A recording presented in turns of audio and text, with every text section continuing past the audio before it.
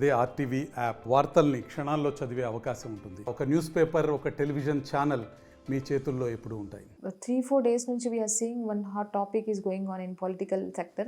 So Kaleshwaram project గురించి. So Kaleshwaram ప్రాజెక్ట్లో చాలా లూప్స్ ఉన్నాయని చెప్పి అసలు రకరకాలుగా జరుగుతుంది. సో రైట్ నౌ కాళేశ్వరం ప్రాజెక్ట్కి సంబంధించి కాగ్ రిపోర్ట్ ఏ విధంగా ఉంది అనేది మీరు కొంచెం సమ్మరీ డీటెయిల్ వర్షన్ మా వ్యూవర్స్ కోసం వివరించండి. సో వెరీ ఇంపార్టెంట్ అండి. యాక్చువల్లీ ఏంటంటే ఇది ఆ రిపోర్ట్ చాలా పెద్దది, ఎగ్జాస్టివ్ కవరేజ్, గంటలు కూడా డిస్కస్ చేసినా సరే టైం సరిపోదు. బట్ ఫ్యూ ఇంపార్టెంట్ థింగ్సే మనం డిస్కస్ చేద్దాము. ఇది ఆల్రెడీ కాగ్ ఈ రిపోర్ట్ ఎప్పుడో రెడీ అయిపోయింది. బట్ కొత్త ప్రభుత్వం వచ్చాకే అసెంబ్లీలో పెట్టాక రిలీజ్ అయింది. బట్ అదర్వైజ్ ఈ కాగ్ రిపోర్ట్ ఒక నియర్లీ 6 నెలలు 8 నెలల నుంచి రెడీగా ఉంది. వాళ్ళ ఇంతకుముందు పాత ప్రభుత్వం వాళ్ళు ఉన్నప్పుడు బయటపడతాయని చెప్పి ఆపి ఇప్పుడు టేబుల్ చేశారు. సో ఇంపార్టెంట్ ఏంటంటే ఈ కాళేశ్వరం ప్రాజెక్ట్ కరెంట్లీ ఉన్న ప్రాజెక్ట్ ఏదైతే ఉందో అర్లియర్ ఉన్న ప్రాజెక్ట్ని క్లబ్ చేసి Pranahita Chevella project, so Sujala Sravanthi PCSS అంటారు. సో విచ్ ఈజ్ అప్పుడు వైఎస్ రాజశేఖర రెడ్డి గారు ఉన్నప్పుడు మొదలుపెట్టిన అనుకున్న ప్రాజెక్ట్ అనమాట. సో ఐడియల్ ఏంటంటే ప్రాణహిత రివర్ నుంచి వాటర్ని తీసుకొచ్చి చేవేళ్ళ వరకు తీసుకొచ్చి ఇక్కడ సాగునీరు మళ్ళీ తాగునీరు మధ్యలో అన్ని అందరికీ ఇవ్వడం వాజ్ ద స్కీమ్, ఈ ప్రాజెక్ట్ పని. సో ఆ వాటర్ కూడా ఎక్కడి నుంచి అంటే ఖమ్మం జిల్లా దగ్గర తుమ్మిడిహట్టి నుంచి వాటర్ లిఫ్ట్ చేసి తీసుకురావడం అనేది వాజ్ ప్రాజెక్ట్. కానీ ఈ 14లో ఈ కొత్త ప్రభుత్వం వచ్చాక, మన టీఆర్ఎస్ ప్రభుత్వం వచ్చాక దాన్ని రీడిజైన్ చేసేసారనమాట. రీడిజైన్ చేసేసి ఆ తుమ్మిడిహట్టి నుంచి పెట్టింది అలా ఉంచి దాంతోపాటు కొత్తగా అప్స్ట్రీమ్ అంటే ఈ కాళేశ్వరంకి కూడా అప్స్ట్రీమ్ మేడిగడ్డ దగ్గర ప్రాణహిత ఎక్కడైతే కలుస్తుందో మిడ్ గోదావరి అంటారు, అక్కడ మల్టిపుల్ బ్యారేజెస్ కట్టి వాటర్ని ఆపి అక్కడ నుంచి లిఫ్ట్ చేసేసి మళ్ళీ లిఫ్ట్ చేసింది కూడా మల్టీ స్టేజ్లో. ఎందుకంటే లిఫ్ట్ చేయాల్సిన హైట్ చాలా ఎక్కువ ఉంది. సో వన్ ఆఫ్ ద అంటే ఇంత హైట్కి వాటర్ని ఇంత వాల్యూమ్లో లిఫ్ట్ చేయడం అన్యూజువల్, చాలా ఎక్స్పెన్సివ్. అంత ఎవరు కూడా ఇంత లిఫ్ట్ చేసి ఇంత నీళ్ళు చేయాలంటే ఎకనామికల్గా ఆలోచిస్తారు, ఎందుకంటే పవర్ చాలా ఖర్చు వస్తుంది. బట్ స్టిల్ ఎటువంటి డీటెయిల్డ్ ప్రాజెక్ట్ రిపోర్ట్ లేకుండా ఈ తయారు చేసేసారు. అండ్ డిపిఆర్ అసలు సెంట్రల్ వాటర్ కమిషన్కి CWCకి చాలా లేట్గా సబ్మిట్ చేశారు. అప్పటికే సబ్మిట్ చేసే ముందే వీళ్ళు కొన్ని వర్క్స్ అలాట్ కూడా చేసేసారు. ఒక 25,000 కోట్ల వర్త్ ప్రాజెక్టులు కూడా అలాట్ కూడా చేసేసారనమాట. సో ఇది తొందరగా చేసేసి అప్పుడు డీటెయిల్డ్గా ప్రాజెక్ట్ రిపోర్ట్ ఇవ్వలేదు టయానికి. అండ్ ఫస్ట్ అనుకున్నది ఏంటంటే ఈ 2 ప్రాజెక్టులు ప్రాణహిత చేవెళ్ళ ప్లస్ కాళేశ్వరం ఏదైతే మల్టీ స్టేజ్ మల్టీ రిజర్వాయర్ మొత్తం ఈ ఉత్తర తెలంగాణలో మల్టిపుల్ జిల్లాల్లో వాటర్ వచ్చేట్టు ప్లస్ ఎగ్జిస్టింగ్ ప్రాజెక్టులు, ఎందుకంటే ఇందులో కొన్ని మానేరు పైన ఉన్న ప్రాజెక్ట్స్ కూడా వీటిని కూడా స్టెబిలైజ్ చేయడానికి ఈ వాటర్ వాటిలో కొన్నేమో ఎగ్జిస్టింగ్ రిజర్వాయర్స్నే వాడుకున్నారనమాట. అవి కాకుండా కొత్తవి కూడా మల్లన్న సాగర్ కానీ కొండపోచమ్మ సాగర్ కానీ ఇట్లా ఒక 5-6 రంగనాయక సాగర్ కానీ 5-6 కొత్త డ్యామ్స్ కొత్త ప్రాజెక్ట్స్ కూడా కట్టారన్నమాట నిల్వ కోసం. వాటి నుంచి డిఫరెంట్ ఏరియాస్కి కెనాల్స్ ద్వారా డిస్ట్రిబ్యూటరీస్ తయారు చేసి చేయడం అనేది ప్రాజెక్ట్.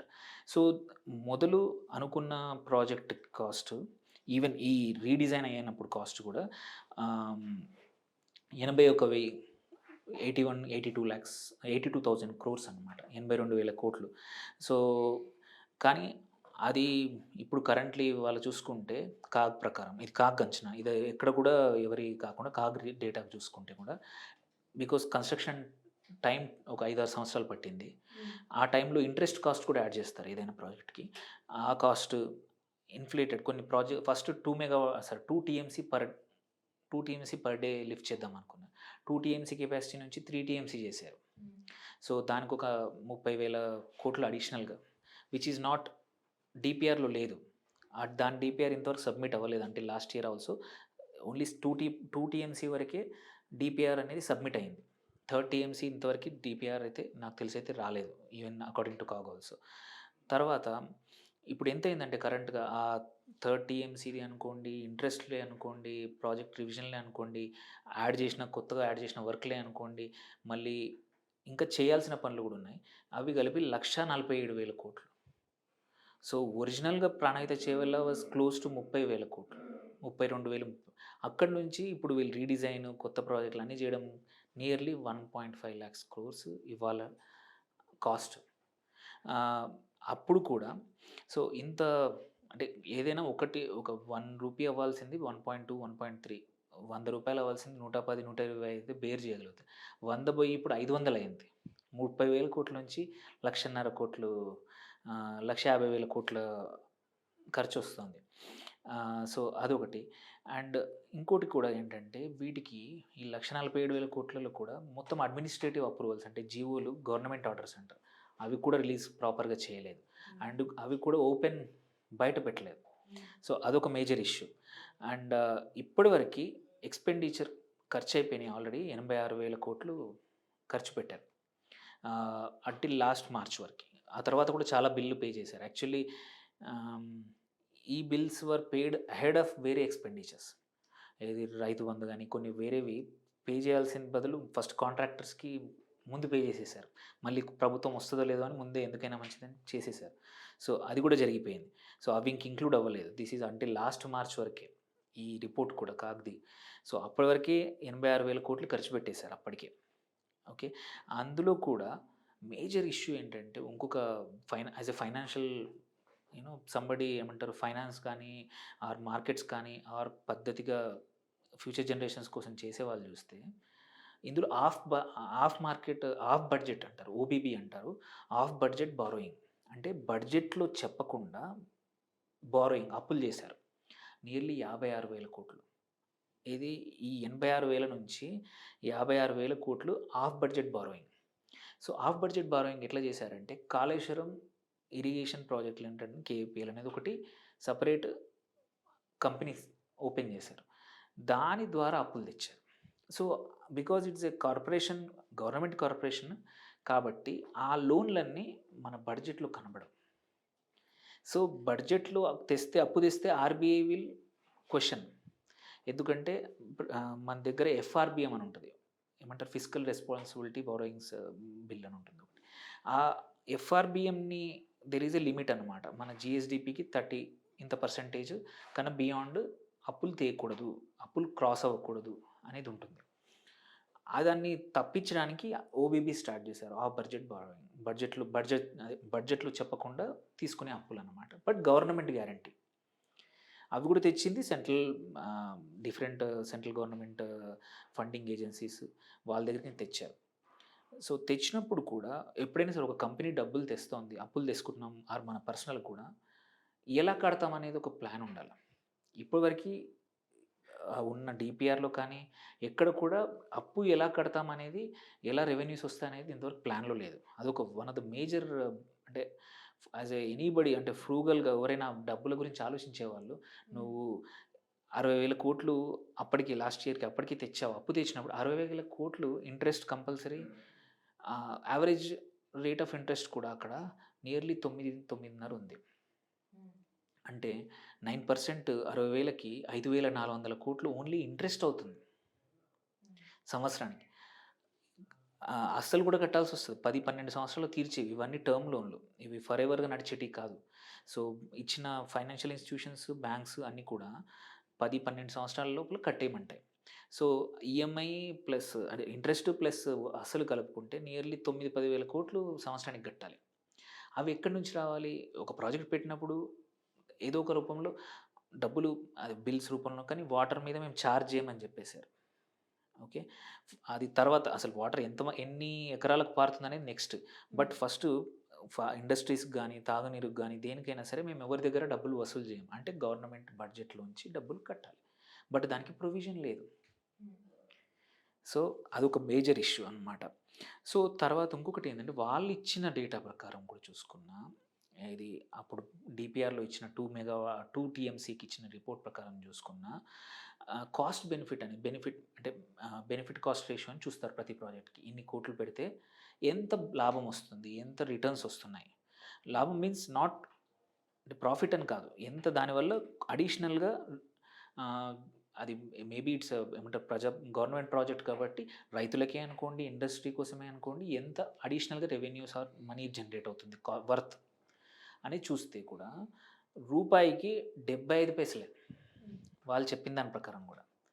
బట్ యాక్చువల్లీ వాళ్ళు చెప్పిన దాంట్లో కూడా నంబర్స్ కరెక్ట్గా లేవు. అది కరెక్ట్గా కాకదీసిన లెక్క ప్రకారం చూస్తే రూపాయి ఖర్చు పెడితే రిటర్న్ వచ్చేది 55 పైసలు అంతే, 52 పైసలే.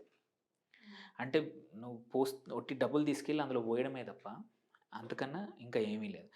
దెన్ ఇది మేజర్ ఇష్యూ అనమాట. మీరు 1,47,000 కోట్లలో పెడితే నీకు వస్తుంది రిటర్న్ గవర్నమెంట్, ఆ ప్రాజెక్ట్ నుంచి వచ్చిన లాభము ఆర్ వాల్యూ ఎంత వస్తుందని అంటే 52%, అంటే 75,000-80,000 కోట్ల worth of value is generated. But ఖర్చు 1,50,000. సో ఎవరు కూడా తెలివి ఉన్న వాళ్ళు, బుర్ర ఉన్న వాళ్ళు ఎవరు కూడా 1,50,000 పెట్టి 75,000 రూపాయలు పని చేసుకోవడం అనేది, అంటే తెలంగాణలో ఒక సామెత ఉంటుంది, చారాన కూరకి బారాన మసాలా. అంటే 25 పైసా ఖర్చు, అంటే జస్ట్ కూరగాయలకి 75 పైసల మసాలా పెట్టి కూర వండడం అంటే ఇది వన్ ఆఫ్ ద ఎగ్జాంపుల్ అనమాట. సో వచ్చేది 75 పైసల రిటర్న్ పెట్టేదంట. సో అండ్ ఇంకొకటి వన్ మోర్ మేజర్ ఫ్లా ఇక్కడ ఐ థింక్ అందరూ డిస్కస్ చేసిన పాయింట్, మళ్ళీ ఈ కాగ్ రిపోర్ట్లో ఇచ్చింది కూడా ఏంటంటే పవర్. ఇంత వాటర్ లిఫ్ట్ చేయాలంటే ఆ 30 రోజులు 40 రోజులు సీజన్లో లిఫ్ట్ చేయాలి. కావాల్సిన పవర్ ఏంటంటే నియర్లీ హాఫ్ ఆఫ్ ఇవాళటి కన్సంప్షన్ తీసుకుంటే తెలంగాణ స్టేట్ మొత్తం ఎంత కన్జ్యూమ్ అవుతుందో దగ్గర అంటే 7,500 మెగావాట్ల పవర్ కన్జ్యూమ్ అవుతుంది. సో అంత పవర్ ఎక్కడి నుంచి వస్తుంది ఆ టైంలో?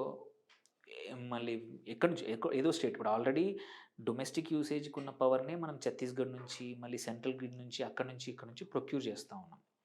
అది most of the time peak టైంలో కొంటాం కాబట్టి ఎక్కువ రేట్ పెట్టి కొంటున్నారు. కానీ డిస్కామ్లు మన ఓన్ జనరేషన్ అయితేనేమో పవర్ యూనిట్ కాస్ట్ తగ్గుతుంది. బట్ అవసరానికి ఆన్ డిమాండ్ కొంటే ఏమవుతుందంటే ₹3 ₹4 పడే యూనిట్ కాస్ట్ ₹6-7 పడుతుంది. సో అదొక మేజర్ దిస్ థింగ్. అంత మన దగ్గర ఇన్స్టాల్డ్ కెపాసిటీ లేదు. ఇన్స్టాల్డ్ కెపాసిటీ ఇవాళ చూసుకున్న 15,000 మెగావాట్ల దాకా ఉంది. మన డిమాండ్ ఆల్రెడీ దాన్ని ఎక్సీడ్ అయిపోయింది. ప్లస్ దీన్ని కూడా యాడ్ చేస్తే మనం వేరే ఎక్కడి నుంచి అని తెచ్చుకోవాలి పవర్, అది ఎక్కువ రేట్లో తెచ్చుకోవాలి. సో ఆ రేటు అక్కడ ఇంకొక ఇబ్బంది, వాళ్ళు ఇచ్చిన లెక్క ప్రకారము ₹3.50 అని చెప్పారు. బట్ ఇప్పుడు దొరుకుతుంది ₹6.40. దగ్గర డబల్ ప్రైస్లో అవైలబుల్ ఉంటే వాళ్ళు చెప్పిన లెక్క మాత్రం ₹3.50. ఈ లెక్కన సో అది వయబుల్ కాదు. ప్రతి సంవత్సరం ఓన్లీ కట్టేప్పుడు అమౌంట్ 1,50,000 కోట్లే కాకుండా ప్రతి సంవత్సరం కూడా 10,500 నుంచి 11,000 కోట్లు పవర్ బిల్ వస్తాయి. సో ఇది అటు ఇంట్రెస్ట్ కట్టాలి, ఈఎంఐ మన చేయాలి, ప్లస్ ఇది 2 కలిపితే క్లోజ్ టు నియర్లీ 22,000 నుంచి 23,000 కోట్లు ఓన్లీ ఈ ప్రాజెక్ట్ పవర్ రన్ చేయాలి, వాటర్ ఇవ్వాలి అనుకుంటే నియర్లీ 23,000 కోట్లు అవసరం. ఇది ఖర్చు పెట్టిన డబ్బులు రన్ చేయాలంటే ఇప్పుడున్న ప్రాజెక్ట్. దెన్ ఇంపార్టెంట్ ఇంకొకటి ఏంటంటే వాళ్ళు ఇచ్చిన ఫిగర్స్ కొత్త ఆయకట్టు 2 ఉన్నాయన్నమాట. పాత ఆయకట్టు స్థిరీకరణ, ఎందుకంటే ప్రతి సీజన్లో కరెక్ట్గా వాటర్ ఉండట్లేదు. ఏంటంటే కింద గోదావరిలో నీళ్ళు అవైలబుల్ ఉన్నాయి, బికాస్ ఛత్తీస్గఢ్ నుంచి కానీ మహారాష్ట్ర నుంచి వచ్చే ఈ రివర్స్ వాటర్ ఎక్కువ ఉంది. బట్ పైనుంచి వచ్చే మహారాష్ట్ర నుంచి వచ్చే మెయిన్ గోదావరి ఉందో అక్కడ వాటర్ తక్కువ ఉంది. అందుకే అక్కడ నుంచి వచ్చే వాటర్ తక్కువ ఉండవు కాబట్టి అప్పర్ దగ్గర లేదు కాబట్టి కింది నుంచి ఎత్తిపోయడం వల్ల మనకు పర్పస్ అంటే ఎగ్జిస్టింగ్ ఉన్న ఆయకట్టును కూడా అంటే ఇట్ విల్ బి స్టెబిలైజ్డ్ అనమాట. వాటికి కూడా రెగ్యులర్గా వాటర్ వస్తుంది అనేది ఈ రీడిజైన్ యొక్క పర్పస్ బేసికలీ. సో ఆ లెక్కన చూసుకున్న నియర్లీ ₹6,00,000 పెట్టుబడి, అంటే క్యాపిటల్ కాస్ట్. ఇది డివైడ్ చేసి వాళ్ళు ఇచ్చిన ప్రకారం తీసిన దగ్గర ₹6,00,000 per acre we are spending to build the dam. So which is అంటే మా బుర్రున్నవాడు కూడా అంతంత బెటర్ అనమాట జనరల్గా. అంటే ఇంకా ఎక్కువ ఐదర్ ప్రాజెక్ట్ కాస్ట్ అన్న తక్కువ ఉండాలి, ఆర్ మనం అంటే కొత్త ఆయకట్టు పెరగాలి. సో ఆ కాస్ట్లు ఇవన్నీ చూసుకుంటే అదొక ఫైనాన్షియల్లీ వైబుల్ కాదు. ప్లస్ ఇది క్యాపిటల్ కాస్ట్ అంటున్నాను, ప్రతి సంవత్సరం అయ్యే ఖర్చు. ప్రతి సంవత్సరం రన్ చేసి వాటర్ చేయాలన్నా కానీ నియర్లీ 30,000 to 40,000 మధ్యలో పర్ ఏకర్ కాస్ట్ అవుతుంది పవర్ కాస్ట్. 30,000-40,000 వేల రూపాయలు మీరు అట్లా అంత ఖర్చు అనేది ఒక ఎకరాకు అనేది చాలా ఎక్కువ. అండ్ వీళ్ళు చెప్తున్నట్టు మనకు పారిశ్రామిక అవసరాల కోసం తాగునీరు కూడా ఎంత యూజ్ అవుతుంది అనేది అది కూడా క్వశ్చన్ చేసింది కాగ్. సో ఎంతవరకు నిజం అనేది ఇట్స్ నాట్ ట్రూ. ఇది ఇవన్నీ కాకుండా ఇప్పుడు ఇవన్నీ ఇంకా చాలా పెద్ద డీటెయిల్డ్గా ఉంది. బట్ మేజర్ ఇష్యూ ఏంటంటే ఆయన మేడిగడ్డ మేజర్ డ్యామ్ ఉందో, మేజర్ బ్యారాజ్ డ్యామ్ కూడా కాదు, అది ఆల్రెడీ క్వాలిటీ బాగాలేక ఇప్పుడు ప్రాబ్లమ్స్లో ఉంది. సో క్వాలిటీ బాగాలేక సో ఈ నెక్స్ట్ సీజన్లో ఫుల్ వాటర్ నింపలేము, ఎందుకంటే డ్యామ్ అనేది ఆ బ్యారేజ్ అనేది సేఫ్టీ ఎవరికి తెలియట్లేదు. అండ్ సేమ్ ఇష్యూస్ పైన ఉన్న 2 డ్యాముల్లో కూడా అలాగే ఉంది అని. ఎందుకంటే actually there is a major ఒకటి అందరూ తెలుసుకోవాల్సిందంటే డ్యామ్కి బారాజ్కి డిఫరెన్స్. డ్యామ్ వచ్చేసి కింద లోపల నుంచి కడతారనమాట. సో అందుకే దాని వెనకాల నీళ్ళు ఎంత ప్రెషర్ ఉన్నా తట్టుకుంటుంది. బరాజ్ వచ్చేసి అంత డెప్త్ కించి కట్టరు, అది ఆనకట్ట అది. సో ఇది కొంచెం తక్కువ లేయర్ తక్కువ డెప్త్ నుంచే కడతారనమాట, అందుకే తొందరగా అవుతుంది. పర్పస్ ఏంటి ఇక్కడ, ఒక 5 నుంచి 10 TMC నీళ్ళని ఆపేసి ఎత్తిపోయడానికి అంతే. సో ఆగడానికి అనమాట, రన్ అవుతున్న రివర్ మీద టెంపరీగా ఆపేసి ఒక లెవెల్ వాటర్ వచ్చాక అక్కడ నుంచి లిఫ్ట్ చేసే అవసరాన్ని బరాజ్ అంటారు. డ్యామ్ వచ్చేసి స్టోరేజ్, శ్రీశైలం కానీ నాగార్జున సాగర్ కానీ ఇవన్నీ డ్యామ్లు. సో అక్కడ మీరు వాటర్ ఇయర్ రౌండ్ ఉన్న డ్యామ్ సేఫ్టీ ఉంటుంది, అంటే కట్టే పద్ధతిలోనే అది అలా ఉంది కాబట్టి. సో ఈ బరాజ్లని పేరు బరాజ్ కట్టి 10 TMC కన్నా ఎక్కువ స్టోర్ చేశారు. ప్లస్ కింద నుంచి స్టోర్ చేయలేదు కాబట్టి కింద మట్టి లేయర్ అనేది చాలా లోపలికి నుంచి వెళ్ళలేదు కాబట్టి కదిలి ఇప్పుడు డ్యామ్ అంటే టెక్నికల్గా ఆ ఇష్యూ అనమాట. సో అది మేజర్ డిఫరెన్స్. సో ఆ ఇష్యూ కూడా ఉంది. సో ఇన్ ద ఎండ్ ఈ కాగ్లో చెప్పిన దాని ప్రకారం మాత్రం ఫైనాన్షియల్లీ అండ్ ఆయకట్టు వైపు కానీ, ఆపరేషనల్ కాస్ట్ కానీ, అండ్ క్యాపిటల్ కాస్ట్ ఫండింగ్. ఇప్పుడు రేపు ఈ కాళేశ్వరం ఇన్ఫ్రాస్ట్రక్చర్ ప్రాజెక్ట్ ఈ కార్పొరేషన్ లిమిటెడ్ ఏదైతే ఉందో ఎలా కడుతుంది, డబ్బులు కట్టలేదు, కంపల్సరీ గవర్నమెంటే కట్టాలి. సో అన్ని అప్పులు అక్కడి ద్వారా తెచ్చారు. యాక్చువల్లీ ఇప్పుడు ఈ సంవత్సరం ఫ్రెష్ అప్పులు అన్నీ తీసుకొని నియర్లీ 80,000 కోట్ల అప్పులు ఉన్నాయి. అండ్ ఆల్రెడీ స్టార్ట్ అయిపోయాయి. ఇది రీపేమెంట్ కూడా లాస్ట్ ఇయర్ ఆగస్ట్ నుంచి ఫస్ట్ రీపేమెంట్ ఆఫ్ 8,000 కోట్లు కట్టమని చెప్పారు కూడా. సో ఈ ప్రాజెక్ట్ ఇప్పుడు ఆపడమా చేయడమా అనేది కూడా జరిగినా జరగకపోయినా కట్టాల్సింది మాత్రం డబ్బులు మాత్రం ఆల్రెడీ తీసుకున్నారు కాబట్టి కట్టారు. సో దట్స్ అంటే కాగ్ ఇన్ని రోజులు అయిపోయిన రిపోర్ట్ వల్ల తెలిసింది ఏంటంటే ఇది మొత్తం లోపాలతో కట్టారు, తొందరపడి కట్టారు. లాజిక్ చాలా మిస్ అయ్యారు. ప్రాపర్గా ఇంజనీర్స్ కానీ, టెక్నికల్గా కానీ, ఫైనాన్షియల్గా కానీ డీటెయిల్డ్గా వెళ్ళకుండా ఇష్టారాజ్యంగా చేశారు కాబట్టి సో ఈ ఇష్యూస్ వచ్చాయని కాగ్ కూడా చెప్తుంది. దిస్ ఈజ్ నోబడీస్ అంటే ఎవరో ఒపీనియన్ కాదు. ఇట్స్ యూజువలీ కాగ్ ఏంటంటే irrespective of party they will give the report. Outcome ఎలా మెజర్ చేస్తారు, ఆర్ అసెంబ్లీలో ఎలా చేస్తారు, ఏం యాక్షన్ చేస్తారు అనేది ప్రభుత్వం ఇష్టం. సో వాళ్ళది ఓన్లీ థర్డ్ పార్టీ, ఏ ప్రభుత్వం ఉన్నా ఎవరున్నా వాళ్ళు నిజాలు చెప్తారు జనరల్గా. సో అదే జరిగింది ఈ కేసులో. So it's a huge problem for Telangana. Water ఎంత వస్తుందో తెలియదు, బట్ ఫైనాన్షియల్గా మాత్రం రన్ చేసినా కష్టమే, రన్ చేయకపోయినా కష్టమే. సో వాటర్ ఎత్తిపోసినా అదొకటే కాదు, దాని మీద ఉన్న మేజర్ రిజర్వాయర్లు మల్లన్న సాగర్ కానీ కొండపోచమ్మ కూడా ఇంతవరకు ఫుల్ ఫ్లెజ్గా నింపలేదు, ఎందుకంటే వాటి quality is also questionable. Especially Mallanna Sagar 50 TMC కెపాసిటీతో ఒకటి, అదే పెద్ద ఈ మల్టిపుల్ స్టోరేజెస్లో మల్లన్న సాగర్, కొమరెల్లి మల్లన్న సాగర్ ప్రాజెక్ట్ అంటారు, అదే పెద్ద డ్యామ్. ఆ ట్యాంక్ కింద జియో సర్వే సరిగ్గా జరగల. సో అందుకే ఇంతవరకు ఫుల్గా నింపలేదు. అండ్ కాలువలు మొత్తం అవ్వలేదు. అండ్ కొన్ని చోట్ల కాలువలకు కావాల్సిన ల్యాండ్ కూడా ప్రొక్యూర్ అవ్వాల. సో ఇవన్నీ జరగకుండానే ఇంత ఖర్చు అయింది. అవన్నీ చేసి ఫుల్ ఫ్లెజ్గా వాటర్ లిఫ్ట్ చేసి నిజంగానే అన్నన్ని రోజులు. ఇంకొక major issue which is missing ఏంటంటే, మనం లిఫ్ట్ చేద్దాం అనుకున్న టైంలోనే వర్షాలు కూడా పడుతున్నాయి Telangana.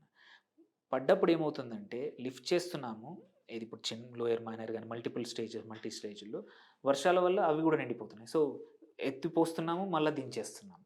So by the time మనము అనుకున్న ఇన్ని రోజులు లిఫ్ట్ చేస్తే ఇంత టీఎంసీలు మనం 160, 170 టీఎంసీస్ మనం లిఫ్ట్ చేద్దాం అనుకున్నది. ఆ టార్గెట్ కూడా అచీవ్ అవ్వదు. ఎందుకంటే అదే టైంలో we are using existing dams.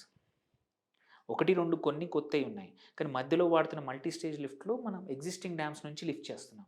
So దానివల్ల వర్షాల్లో మనకొచ్చే వరద నీరు ప్లస్ ఈ లిఫ్ట్ చేసిన వాటర్కి అడిషనల్ కెపాసిటీ లేక, సో వీ హ్యాడ్ టు మళ్ళీ జనాలు మునిగిపోకుండా, ఊళ్ళు మునిగిపోకుండా రిలీజ్ చేస్తున్నాం. సో ఎత్తడం అయిపోతుంది, మళ్ళీ దింపడం కూడా. సో అదొక waste. So on the whole it's నిజంగానే గుదిబండ అంటారు కదా, it's big problem in the future. మరిన్ని వీడియోస్ కోసం ఛానల్ ని సబ్స్క్రైబ్ చేయండి. లేటెస్ట్ అప్డేట్స్ కోసం వాట్సాప్ ఛానల్ ని ఫాలో చేయండి. అండ్ లింక్ డిస్క్రిప్షన్ లో ఉంది.